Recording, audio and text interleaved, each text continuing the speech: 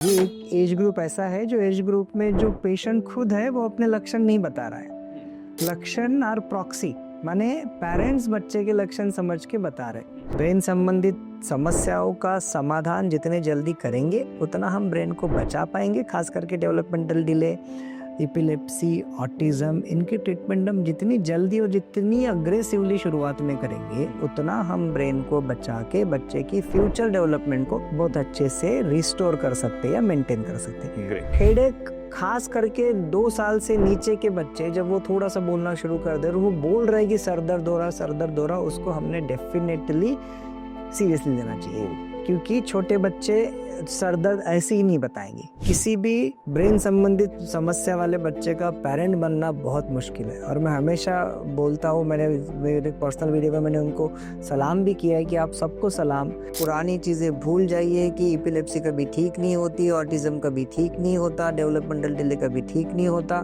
बहुत सारी बीमारियाँ नियर नॉर्मल बच्चे को ला सकते हैं, हम बहुत सारी बीमारी को क्योर कर सकते हैं। दोस्तों नमस्ते, मैं अमर और आप सभी का स्वागत है academy of paediatric neurology presenting neuro podcast में। हमारे बच्चों के न्यूरोलॉजिकल प्रॉब्लम्स में उससे बाहर निकालने के लिए क्या रोल है, इसके बारे में आज के पॉडकास्ट में हमने डिस्कस किया है। और इस पॉडकास्ट में हमारे साथ थे नागपुर के, मध्य भारत के senior paediatric neurologist doctor Amarjeet Wagh sir. दोस्तों उनके साथ डिस्कशन में हमने ये जाना कि पेरेंट्स भी थकते हैं लेकिन पेरेंट्स में उत्साह भी है, वो अपने बच्चों को ठीक करके ही मानेंगे।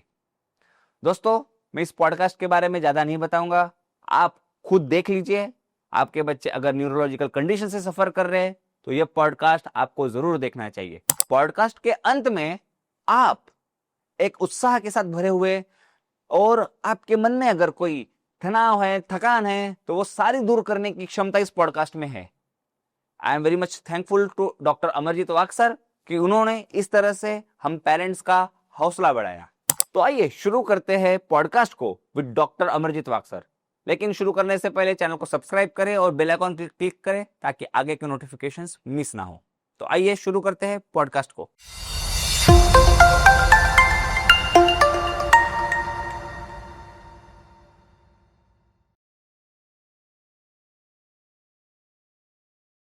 सर नमस्ते। नमस्ते। Welcome to neuro podcast. कैसे हैं सर आप?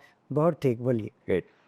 सर आज का जो हमारा टॉपिक है वो है कि पेरेंट्स का रोल क्या होता है ट्रीटमेंट के आउटकम में for paediatric age group neurological conditions, जो हम न्यूरो पॉडकास्ट में डिस्कस कर रहे हैं। सर जब मैं छोटा था मुझे याद है कि हर चीज़ के लिए मेरे पेरेंट्स मुझे डॉक्टर के पास लेके जाते थे। वो ही मेरे सिम्टम्स को एनालाइज कर रहे हैं, वही मुझे डॉक्टर्स के पास लेके जा रहे हैं। सर मेरा फर्स्ट सवाल यही है कि पेरेंट्स का क्या रोल होता है डॉक्टर के पास पहुंचने में, मतलब डायग्नोसिस में फर्स्ट और अच्छा ट्रीटमेंट होने में। जैसा अभी आपने कहा कि ये एक एज ग्रुप ऐसा है जो एज ग्रुप में जो पेशेंट खुद है वो अपने लक्षण नहीं बता रहा है। लक्षण और प्रॉक्सी माने पेरेंट्स बच्चे के लक्षण समझ के बता रहे।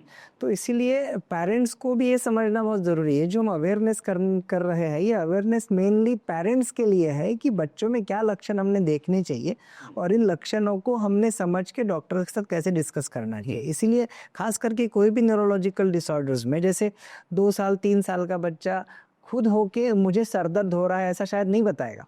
वो कुछ सिम्टम्स दिखाएगा कि सर को हाथ रख के बैठेगा या कंटिन्यूसली वहाँ पे किसी ने टच किया तो रोते जाएगा, या उसको फीवर है तो वो डल हो जाएगा। तो ये लक्षण पेरेंट्स ने समझना ज़्यादा ज़रूरी है और उसके बाद ही वो डॉक्टर के पास ले जाएंगे। बड़े लोगों में पेशेंट खुद बोलता है कि मुझे सर दर्द हो रहा है, मुझे पीठ दर्द हो रहा है, मुझे पेट दर्द हो रहा, बट बच्चे वैसा नहीं कर गए। इसीलिए उनके लक्षण समझना बहुत ज़्यादा ज़रूरी है, जो कि इनडायरेक्ट हो सकते हैं। यहीं पे पेरेंट्स का रोल बहुत ज़रूरी है कि हम उनको पता रहना चाहिए कि 1 से 2 साल में बच्चे का ब्रेन का डेवलपमेंट कैसा है, ब्रेन संबंधित उनको कैसे लक्षण आ सकते हैं, उन लक्षणों का अर्थ क्या है, उन लक्षणों के लिए हमने किसको दिखाना चाहिए। तो ये बहुत मायने रखता है और इसलिए थ्रू सब हमारी हमेशा ये कोशिश रहनी चाहिए कि हम पेरेंट्स को कितना अवेयर कर सके ये लक्षणों के बारे में। क्योंकि वैसे भी खास करके झटके की बात जब हम कर रहे हैं, अगर हम ब्रेन संबंधित बीमारियों के बारे में बात करें, अगर हम झटके की बात करें तो आज भी यही कंसेप्ट है कि हाथ पैर टाइट करना, आंखें ऊपर करना, यही झटका है। ये सिर्फ झटका के प्रकार है, इसके अलावा भी बहुत अलग अलग प्रकार फीट के हैं जिसमें बच्चे अलग अलग प्रकार के लक्षण दिखाते हैं। तो इन लक्षणों को समझना पहले बहुत ज़रूरी है, जो पेरेंट्स समझे, और वो समझ के फिर वो डॉक्टर्स को बताना, उसका टाइमिंग बताना, कब हुआ, कौन से एज में हुआ, ये बताना बहुत ज़रूरी है। बहुत बार पेरेंट्स क्या करते हैं कि 2-3 डॉक्टर्स के पास जाते हैं और जब चौथे डॉक्टर के पास जा रहे तो सारे की सारी पोथी पुराण डॉक्टर के सामने रख देते, लक्षण छोड़ के बाकी सारा बताते हैं। तो वो बहुत गलत है। फाइल्स तो डॉक्टर देख लेंगे, वो फाइल का समझ भी आ जाएगा, लेकिन घर में क्या हुआ, शुरुआत कैसी हुई, ये पता करना बहुत ज़रूरी है कि क्या हुआ। कोई लोग डायरेक्ट डायग्नोसिस बता देते, सर मेरे बच्चे को ऑटिज्म है, ट्रीटमेंट करो।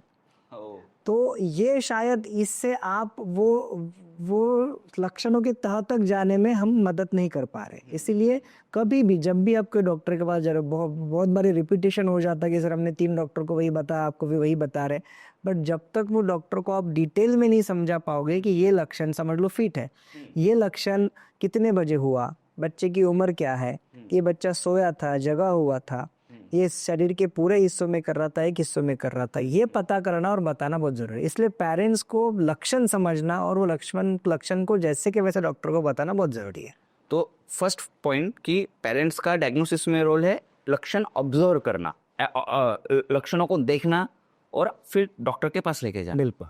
अभी सर एक डिस्कस हम कर सकते हैं कि क्या लक्षण जनरली हमने देखने चाहिए। हम एज ग्रुप, हम पूरे पीडियाट्रिक एज ग्रुप के बारे में डिस्कस कर रहे हैं, तो उसको हम बाइफरकेट करके, जैसे पहले 3 साल में क्या लक्षण देखने चाहिए, बाद में क्या देखने चाहिए और आगे क्या देखने चाहिए, तो ये फिर से निर्भर करेगा कि ब्रेन संबंधित कौन सी बीमारियों के बारे में बात करते हैं। जैसे हम ब्रॉडली अगर कैटेगराइज करें तो ब्रेन की बहुत सारी बीमारियां जो बच्चों में कॉमन है, एक है एपिलेप्सी, एक है ऑटिज्म, एक है डेवलपमेंटल डिले, एक है चलने की प्रॉब्लम्स होना, एक है मसल संबंधित प्रॉब्लम होना। तो हम ब्रॉडली अगर ये 5 से कैटेगरीज की बात करते हैं, वैसे बहुत है लेकिन हम यही 500 के ऊपर डिस्कस करेंगे। तो अगर हम फीट या एपिलेप्सी के बारे में बात कर रहे हैं तो जैसा मैंने बताया कि पहले 2 से 6 महीने की उम्र तक अचानक शरीर में जर्क्स आना, या 6 से 8 महीने की उम्र में अचानक से इस प्रकार से नीचे झुका देना, या एक तरफ कंटिन्यूसली देखते जाना, या हाथ पर अकड़ा के आंखें ऊपर कर लेना, ये अलग अलग प्रकार के फिट के लक्षण हमने देखने चाहिए। कोई पर्टिकुलर एज ग्रुप में जैसे 6 से 8 साल की उम्र में बच्चों को बहुत बार नींद में झटके आते, तो ये नींद वाले झटके नींद के कौन से समय में आ रहे हैं, मानी नींद में जाने के 1 घंटे के भीतर, जैसे 10 बजे बच्चा सोया तो 11 बजे के पहले झटका आ रहा, या सवेरे 5-6 बजे झटका आ रहा है, तो वो पता करना जरूरी है। और कौन से हिस्से में आ रहा है, पूरे हाथ पैर में आ रहा है, शरीर के एक हिस्से में आ रहा है, ये हम इसको रोलैंडिक एपिलेप्सी बोलते हैं। वैसे ही अब्सेंस सीजर करके एक प्रकार है, जिसमें बच्चा, अभी बात कर रहा हूँ मैं, रुक गया, तो ये जो मैं रुक गया हूँ, ये हो सकता कि वो झटका आ रहा है, तो ये झटके की तरफ लक्षण देना, ध्यान देना जरूरी है। ये हो गया फीट के बारे में। अब हम बात करते हैं ऑटिज्म। ऑटिज्म में एक सिंपल भाषा में अगर बोलने जाए तो 3 चीज़ें अफेक्ट होती है। एक होता है आपका वर्बल कम्युनिकेशन, माने मैं जो बोल रहा हूँ ये वर्बल कम्युनिकेशन है, मैं जो हाथों के इशारे कर रहा हूँ ये नॉन वर्बल कम्युनिकेशन है, और बच्चा हाइपर एक्टिव है। तो आपके बच्चा 2 से 2.5 साल की उम्र में सही ढंग से बात नहीं कर रहा, आपसे सही नज़र नहीं मिला रहा, बच्चों के साथ घुल मिल नहीं रहा, ये सोशल एक्टिविटी है। सोशल एक्टिविटी बच्चा नहीं कर रहा, इन शॉर्ट अपने में ही रह रहा है और बहुत हाइपर है, ये लक्षण ऑटिज्म की शुरुआत हो सकती है। तो इसलिए ये लक्षणों की तरफ ध्यान देना जरूरी है। इसलिए हमको ये पता होना चाहिए कि बच्चे का ब्रेन का डेवलपमेंट कैसे है। 1 से 1.25 साल में बच्चा चलता है, 12 से 15 महीने के बीच में बच्चा बाइसिलेबल्स बोलता है, बाबा, तत्ता, पापा। 18 से 20 महीने में बच्चे 1 से 2 शब्द बोलता है। 2 साल के आसपास 2-3 वर्ड्स मिलके बोलने की शुरुआत करता है। अगर ये सब चीज़ें बच्चा नहीं कर रहा तो डेफिनेटली हमको डॉक्टर को दिखाना जरूरी हो गया ऑटिज्म। अब हम बात करते हैं लर्निंग डिसऑर्डर के बारे में, कि जब बच्चा सब सही चल रहा, सही समय पे चला, सही समय पे बोला, स्कूल जा रहा है, लेकिन जब अब ये स्कूल जा रहा, पढ़ाई भी कर रहा है, लेकिन पढ़ाई करने के बावजूद वो चीज़ें उसको याद नहीं रह रही है, वो उसको अच्छे से पेपर में लिख नहीं पा रहा है, मेहनत बहुत है लेकिन रिजल्ट नहीं है। सब्जेक्ट का नॉलेज है बट वो उसको इम्प्लीमेंट कैसे करना ये पता नहीं है। ये मैं सिंपल भाषा में बताने की कोशिश कर रहा हूँ। तो ये लर्निंग डिसेबिलिटी की शुरुआत हो सकती है। ओके। फिर आता है मेरे बच्चे का IQ कम होना, या इंटेलेक्चुअल डिसेबिलिटी होना, या मेंटल रिटार्डेशन जिसको हम बोलते हैं। उसमें सिर्फ पढ़ाई नहीं बट ओवरऑल जो समझदारी होनी चाहिए। जैसे 4 से 6 साल में मुझे रिश्तेदार समझते, ये मेरे मामा, ये मेरे काका, ये मेरे दादा है, मैं शॉप में जा रहा हूँ तो मुझे खरीदने के लिए पैसे देने होते हैं, पैसे दे तो कुछ वापस लेना होता है। मुझे कपड़े चेंज करने आते हैं, मुझे वॉशरूम यूज़ करना आता है। ये चीज़ें अगर मैं नहीं कर पा रहा हूँ डिस्पाइट ऑफ मुझे वो एबिलिटीज़ होना, माने मेरे हाथ काम कर रहे हैं, मेरे पैर काम कर रहे हैं, मेरी नज़र काम कर रही है, मैं सुन सकता हूँ। ये सब होने के बाद भी अगर मैं ये पर्पसफुल एक्टिविटीज़ नहीं कर पा रहा हूँ तो शायद मुझे इंटेलेक्चुअल डिसेबिलिटी है या मुझे mild to moderate mental retardation है। तो ये लक्षण पेरेंट्स को पता करना ज़रूरी है। फिर आता है सर दर्द, हेडेक।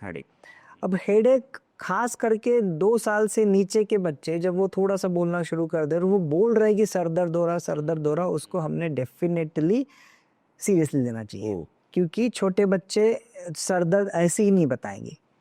ठीक है, 6-8 साल की उम्र में, 10 साल की उम्र में ठीक है कि आपका स्क्रीन टाइम बहुत हो गया, आपने बहुत दिन रात कुछ तो भी एक्टिविटीज़ कर रहे हो तो आपको सर दर्द हो रहा है। बट छोटे एज में जब सर दर्द हो रहा है, खास करके पीछे वाले हिस्से में जो सर दर्द हो रहा, वॉमिटिंग के साथ जो सर दर्द हो रहा और सर दर्द की शुरुआत ही बहुत तेज़ी से हो रही है, तो ये चीज़ें, ये सर दर्द की तरफ पेरेंट्स ने बहुत अच्छे से, बहुत स्पेसिफिकली ध्यान देना चाहिए और डॉक्टर्स को दिखाना चाहिए।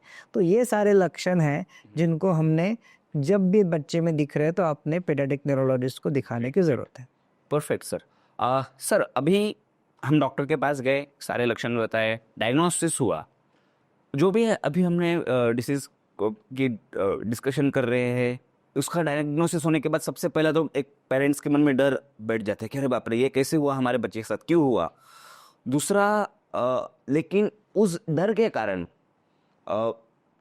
शायद एक डिस्ट्रैक्शन हो सकता है क्या ट्रीटमेंट में, कह रहे नहीं ये हुआ तो अभी और किसी को दिखाए और क्या करे और कोई अलग अलग सलाह देते हैं। तो बीइंग पेरेंट्स जब ट्रीटमेंट शुरू हो रही है तो उनकी प्रायर रिस्पॉन्सिबिलिटी क्या है? बिल्कुल, बहुत बहुत अच्छा सवाल है, क्योंकि ब्रेन संबंधित बीमारियां, खास करके ब्रेन संबंधित बीमारियां बहुत बार पहले विजिट में डायग्नोस करना कभी कभी मुश्किल होता है और यहीं पे प्रॉब्लम्स आते हैं। आपकी जो छोटे लक्षण है, जैसे छोटे नहीं बोलूँगा मैं, लेकिन जो शॉर्ट ड्यूरेशन के लक्षण है, सर्दी, खांसी, बुखार, ये हो सकता है 3-5-7 दिन में कोई डॉक्टर आपको डायग्नोसिस बना के दे रहा है कि हाँ ये वायरल फीवर है, ये डेंगू है, ये मलेरिया है, ये टाइफॉइड है। बट ब्रेन संबंधित समस्याओं में वैसा नहीं है। इसीलिए आपको हमेशा थोड़ा टेस्ट्स का भी यूज़ करना होता है, पूरी क्रोनोलॉजी समझनी होती है, हिस्ट्री डिटेल में पता करना ज़रूरी होता है। तो इन शॉर्ट मैं ये कहना चाहूँगा कि जिस भी डॉक्टर को आप दिखा रहे हैं, आपको वो डॉक्टर को थोड़ा समय देने की ज़रूरत है, क्योंकि लक्षण बहुत है और जैसा हमने बोला कि बच्चा खुद लक्षण नहीं बता रहा है, लक्षण पेरेंट्स बता रहे हैं। कुछ चीज़ें आपके सामने नहीं हो रही है, पेरेंट्स जो इन्फॉर्मेशन, बहुत बार स्कूल में हो जाता, जैसे बच्चा स्कूल में खड़ा है और उसको चक्कर आके गिर गया, एक टीचर बोलता है कि नहीं उसने आंखें चढ़ा ली थी, फ्रेंड बोलती नहीं नहीं उसने आंखें नहीं चढ़ाई थी। तो अब ये चक्कर है कि फीट है, क्योंकि फर्स्ट आई विटनेस कोई नहीं है। तो इसीलिए ये लक्षणों के लिमिटेशंस है, लक्षण बताने वाले के लिमिटेशंस है। इसलिए जब आप डॉक्टर को दिखा रहे हो तो उनको वो समझने के लिए समय देना बहुत ज़रूरी है। जहाँ पे ज़रूरी है वहाँ पे टेस्ट हमको यूज़ करनी चाहिए, और जब आपका टेस्ट और ये सारी चीज़ें हो रही है और एक डायग्नोसिस बन रहा है तो वो डायग्नोसिस को एक्सेप्ट करना बहुत ज़रूरी है। हम अगर ये बोलते हैं कि नहीं नहीं ये ऐसा तो वो चक्कर आ गया, डॉक्टर ने हमको बेवजह बता दिया ऐसा है वैसा है, तो वहाँ से आप बच्चे का ही नुकसान कर रहे हो। आप एज अ पेरेंट क्या कर सकते हो कि बच्चे के लक्षण ऑब्जर्व करना चाहिए। जो भी आप लोगों से सुनते हो या जो भी आप कहीं से नेट से सर्च कर रहे हो या कुछ कर रहे हो, आपको जो डॉक्टर बेस्ट लग रहा है, कोई चाइल्ड न्यूरोलॉजिस्ट, कोई भी डॉक्टर आपको बेस्ट लग रहा है, या आपको किसी आपके फैमिली डॉक्टर हैं जिनको सजेस्ट किया, उनके पास ले जा सकते हो। वहाँ तक आपका काम है। वहाँ से आगे तो आपको डॉक्टर को काम करने देना पड़ेगा कि आप बीमारी को समझो, आप अपनी टेस्ट करो और वो टेस्ट के हिसाब से हमको बताओ कि हमारे बच्चे को क्या है। ये इशू ब्रेन संबंधित बीमारी में इसलिए है क्योंकि छोटे समय तक रहने वाली बीमारियां नहीं है। अगर मैं एपिलेप्सी की बात करूँ तो डेफिनेटली कुछ सालों तक इलाज करना होता है, और वहाँ पे थोड़ा सा निराश हो जाना, हताश हो जाना बहुत कॉमन है और होना भी चाहिए। हम इंसान हैं, हमारे बच्चे को कल तक, आपका बच्चा जैसे सोच लो 8 साल का बच्चा है, कल तक ठीक था, रात को झटका आ गया, आपने डॉक्टर को दिखाया, डॉक्टर ने बोला आपके बच्चे को मिर्गी है। ऑब्वियसली थोड़ा सा हताश होना या अपसेट हो जाना स्वाभाविक है, बट जितना जल्दी आप बीमारी को एक्सेप्ट करोगे उतना अच्छे से आप उसका ट्रीटमेंट कर पाओगे। और उतना ही मैं हमेशा बोलता हूँ कि जितना हताश होकर ट्रीटमेंट करोगे उतना गलतियाँ करोगे, और जितनी गलतियाँ करोगे उतना पेशेंट को रिलीफ मिलने में प्रॉब्लम्स होंगे। इसलिए सही जगह पे आप पहुंचे हो, सही प्रकार की इन्वेस्टिगेशंस आपके हो रहे हैं, एक प्रॉपर डायग्नोसिस हो चुका है। कभी कभी ठीक है कि आप एक ओपिनियन, आजकल बहुत लकीली बड़ी सिटीज में एटलीस्ट डॉक्टर्स अवेलेबल है, तो आप एक या दो ओपिनियन ले रहे हो, अगर दोनों ओपिनियन सेम चीज़ों को मायने बता रही है तो आई थिंक आपने एक्सेप्ट करना चाहिए कि हाँ ये बीमारी है।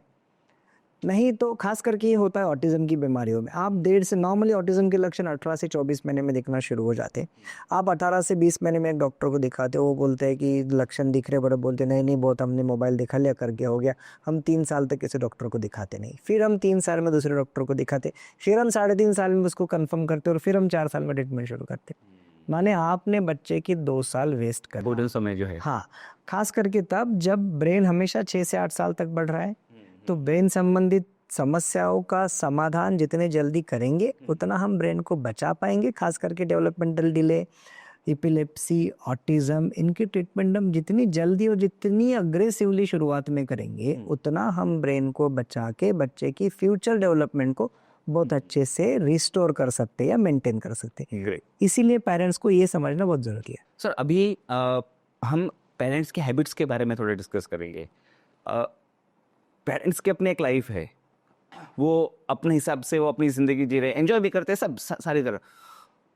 पेरेंट्स का लाइफस्टाइल अभी जो आज की जो जीवन शैली है उसके हिसाब से स्ट्रेसफुल हो गया है, मोबाइल स्क्रीन टाइम बढ़ चुका है, और ये सारी चीज़ें आपने आपके ओपीडी में क्या ऑब्जर्व किया है कि पेरेंट्स के लाइफस्टाइल के कारण भी ट्रीटमेंट में कुछ ना कुछ बाधाएं आती है? इसके बारे में आपका कुछ ऑब्जर्वेशन है सर? अब पेरेंट्स की लाइफस्टाइल तो ग्लोबल है, मैंने उनकी लाइफस्टाइल तो चेंज नहीं हो पाएगी। लाइफस्टाइल हमेशा डिपेंड करती है कि कौन से इरा में आप जी रहे हो, कौन से जनरेशन में आप जी रहे हो। इसलिए वो एक बड़ा स्टेप होगा कि हम किसी की लाइफस्टाइल को बहुत ज़्यादा मॉडिफाई करने की कोशिश करें। बट हाँ, जब हमको पता चल रहा है, खास एक पर्टिकुलर इंडिविजुअलाइज अगर हम बात करते हैं, तो किसी एक पर्टिकुलर पेरेंट के घर में कुछ, माने वो उनके बच्चे को कुछ हुआ है, तो उनको वो बीमारी को एक्सेप्ट करके उसको मॉडिफाई कैसे करना चाहिए। जस्ट फॉर द सेक हम ऑटिज्म के बारे में बात करें कि जब ऑटिज्म में हम बोल रहे हैं कि बच्चे का स्क्रीन टाइम ज़्यादा होने के कारण लक्षण बड़े हैं, मैं ये नहीं बोल रहा हूँ कि स्क्रीन टाइम के कारण ऑटिज्म हो रहा है, मैं ये बोल रहा हूँ कि जिनको ऑटिज्म की टेंडेंसी है उनको आप बहुत स्क्रीन टाइम दिखा रहे हो, जिसके चलते इन्वायरमेंटल फैक्टर्स के चलते उसमें ऑटिज्म के लक्षण आ रहे हैं। हम पेरेंट्स को बोल रहे हैं कि बच्चे का स्क्रीन टाइम कम है, तो आप स्क्रीन के सामने रह के बच्चे को नहीं बोल सकते कि बेटा तेरा स्क्रीन टाइम कम करना पड़ेगा, है ना। हमको वो मॉडिफाई करने की ज़रूरत है। उससे ज़्यादा ज़रूरत है कि हमको बच्चे के साथ इंटरेक्ट होने की ज़रूरत है, हमको कंटिन्यूसली बच्चे के साथ बात करते रहने की ज़रूरत है, वो टाइम देने की ज़रूरत है। आजकल क्वालिटी टाइम करके एक शब्द आया है जो पेरेंट्स बोलते हैं, बट क्वालिटी टाइम शब्द तब ईजाद हुआ जब क्वांटिटी ऑफ टाइम आपका कम हो गया बच्चों के प्रति। तो आपको सिर्फ क्वालिटी नहीं देना है, आपको क्वांटिटी ऑफ टाइम भी मायने रखता है। आपने वो टाइम बच्चों को देना है। ठीक है, एवरीबॉडी इज़ बिजी, सब लोग बिजी है, खास करके दोनों पेरेंट्स काम करते हैं, तो बच्चे में जो भी अपन समय देना चाहते हैं वो दे नहीं पाते। बट एटलीस्ट मेरा एक पर्सनल सजेशन ये रहेगा कि एक शेड्यूल सबके लिए होना चाहिए, पेरेंट्स के लिए होना चाहिए, बच्चों के लिए होना चाहिए। वो शेड्यूल में आप कहीं तो भी इंटरेक्ट होने चाहिए एक दूसरे के लिए, फिर वो आधा घंटा क्यों ना हो, 1 घंटा क्यों ना हो, जितना आप बच्चों को समझाओगे। बच्चा ठीक है मोबाइल देख रहा है, बट आप उसके साथ बैठो थोड़ी देर के लिए और ये समझो, आप उसमें से कोई अच्छी चीज़ उसको बताओ। तो ये चीज़ें मायने रखती हैं। ये मैं उन बीमारियों के बारे में बोल रहा हूँ जो इन्वायरमेंटल फैक्टर्स के चलते आती है या उनसे बहुत जल्दी रिलीफ मिलता है। खास करके डेवलपमेंटल डिसऑर्डर्स हो गए या स्पीच डिसऑर्डर्स हो गए या ऑटिज्म हो गया या हाइपर एक्टिविटी हो गई, इसमें पेरेंट्स का बच्चों के साथ इंटरेक्शन होना बहुत ज़रूरी है। दूसरा होता है जो ट्रू इन द सेंस जिनको मेडिसिन डिपेंडेंट बीमारियाँ है, जैसे एपिलेप्सी। एपिलेप्सी में एज अ पेरेंट आपको मेडिसिन टाइम पे देना बहुत मायने रखता, रेगुलर डॉक्टर का फॉलोअप देना बहुत मायने रखता, डॉक्टर्स को रेगुलर दिखाना चाहिए। अपने यहाँ पे टेंडेंसी ये है कि कोई बच्चा एक बार फिट की बीमारी शुरू हो गई, उसको 2-4 महीने वो दवाइयों से आराम पड़ गया, हम लोग बंद कर देते बोल के कि अब तो नहीं आया, बंद कर दो। कोई दूसरा कैटेगरी है पेशेंट की जिनको फिट आती है और झटके कम नहीं होते, तो पेरेंट्स बोलते कि वैसे भी दवा दे के फ़ायदा नहीं है, तो बंद कर देते। मतलब जिनको आराम मिला वो भी बंद कर रहे, जिनको आराम नहीं मिल रहा वो भी बंद कर रहे। तो ये चीज़ों को अगर हम इस तरीके से जाएंगे तो बीमारी कभी ख़त्म नहीं होगी, बेवजह बढ़ती जाएगी और ब्रेन को प्रॉब्लम्स होंगे। तो यहाँ पे फिर आता है फाइनेंसेस का सवाल कि जब हम प्राइवेट डॉक्टर्स को दिखा रहे हैं तो डेफिनेटली आपको खर्चा आ रहा है ना। तो वो चीज़ें हमने कैसे मायने रखने, कैसे मैनेज करना चाहिए, डेफिनेटली बहुत ज़रूरी है। और ये करके आप सिर्फ ये बीमारी को दूर नहीं कर रहे। खास करके पेरेंट्स से मेरी ये रिक्वेस्ट है कि ब्रेन संबंधित बीमारियां अगर आप 6 से 8 साल के बीच में बहुत अच्छे से कम कर रहे हो, कंट्रोल कर रहे हो, तो उसका भविष्य, उसका डेवलपमेंट बहुत अच्छे से बना रहे हो। एक प्रकार की एडिशनल फीस आप उनको पे कर रहे हो उनके लिए, जो कि बहुत ज़रूरी है ना। तो इसलिए इस तरीके से लाइफस्टाइल मॉडिफिकेशंस पेरेंट्स की तरफ से होना चाहिए। Perfect sir. एक हम लास्ट स्टेज में है हमारे पॉडकास्ट के। सर एक वर्ड है केयर गिवर फटीग। मतलब मुझे पता है कि वो मेरा बच्चा है, मुझे उसके वो जिस कंडीशन से जा रहा है उससे बाहर निकालने के लिए उससे मुझे पूरी सहायता करनी है।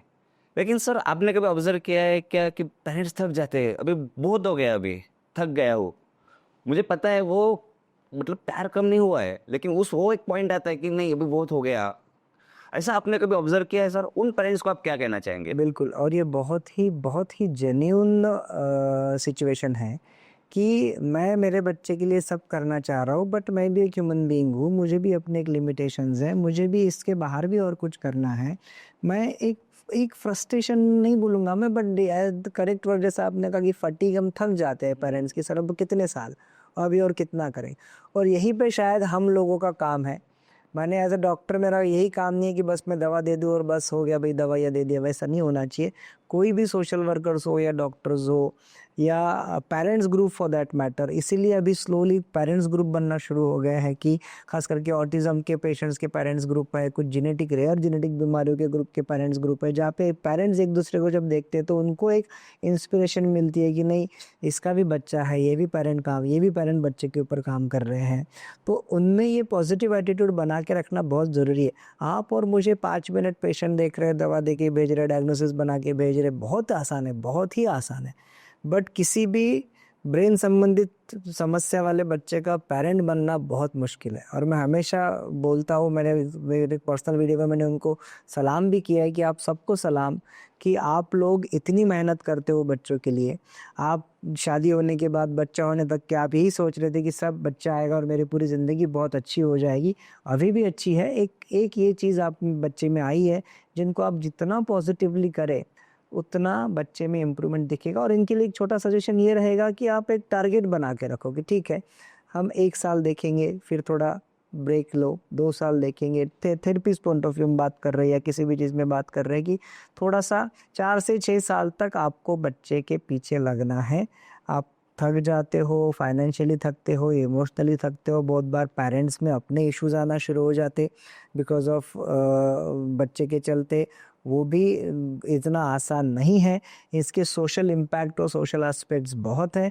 इसीलिए हम हमेशा बोलते हैं कि जब भी ऐसा डायग्नोसिस हो रहा तो जितना ज़्यादा आप आपका फैमिली का इन्वॉल्वमेंट उसमें रख सकते हो उतना आप रखिए, उनसे डिस्कस करिए, जितना पॉजिटिवली आप कर सकते हो उतना करिए, क्योंकि निगेटिव रहोगे तो भी करना ही है, वो बच्चा आपके साथ रहने वाला है, बच्चा है आपके पास।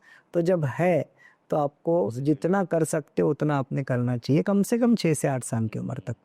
सर एक last take home message, the concluding of this podcast, क्या कहना चाहेंगे सर सारे पेरेंट्स को? सबसे यही कहना चाहूँगा कि ब्रेन संबंधित बीमारियाँ के बारे में बहुत ज़्यादा संशोधन हो चुका है, बहुत सारी नई नई ट्रीटमेंट्स अवेलेबल है, फिर वो एपिलेप्सी रहे, फिर वो ऑटिज़म रहे, फिर वो डेवलपमेंटल डिसऑर्डर्स रहे।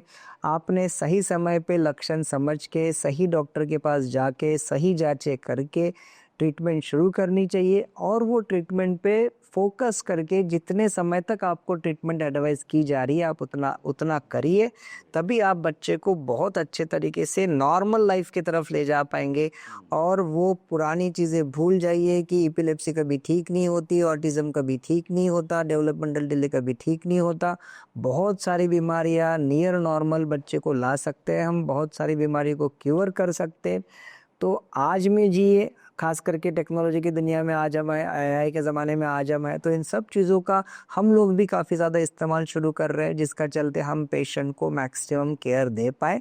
तो आप पहले तो फिर से आप सबको सलाम कि आप एज अ पेरेंट्स इन बच्चों की केयर कर रहे हो, जो कि आसान नहीं है। और ये करने के बाद जहाँ भी आपको डॉक्टर्स की हेल्प चाहिए आपने लेनी चाहिए, और बच्चे के सुखद भविष्य की तरफ आपने और हमने मिलके जाना चाहिए। Great sir, thank you very much. और ये जो वर्ड्स है, मैं बिल्कुल श्योर हो कि ये पेरेंट्स का हौसला बढ़ाएंगे और they will be more active towards their child कि अभी तो हम जीतने ही वाले हैं। बिल्कुल बिल्कुल। Thank you very much sir. Thank you.